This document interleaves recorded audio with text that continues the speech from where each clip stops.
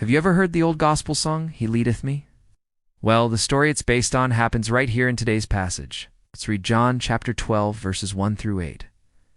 6 days before Passover, Jesus arrived in Bethany, the home of Lazarus, whom he had raised from the dead.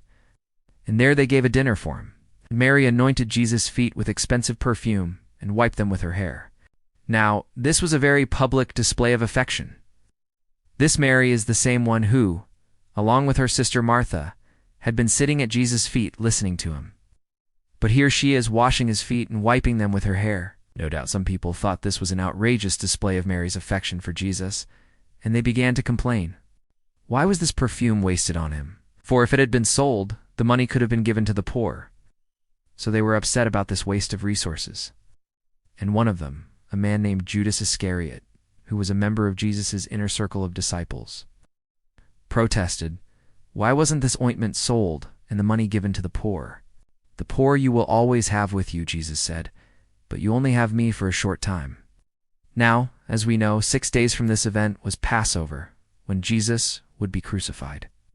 So Mary's act of love was actually preparing Jesus for what was to come. See, Mary understood something that the disciples didn't yet realize. Jesus' earthly life was coming to an end, and he needed to be prepared for burial. And so she did 3 things. No. 1. She anointed Jesus' feet with expensive perfume. This would help preserve his body from decaying too quickly. You see, back in the days of Jesus, there were no refrigerators or embalmers. So if someone was going to be buried, they would anoint their body with oil and spices to slow down the decay.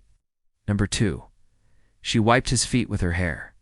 This would also help dry up the moisture of his feet and help preserve his body. Number 3. By doing all this, she loved on Jesus. And that act of love prepared his body for what was to come. You see, Mary was not wasting this perfume.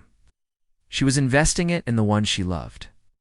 And she loved him so much that she gave him the very best that she had. And friends, that's how God wants us to love him. You see, Mary wasn't just sitting there listening to Jesus. She was learning from him. She was growing in her faith. Yes.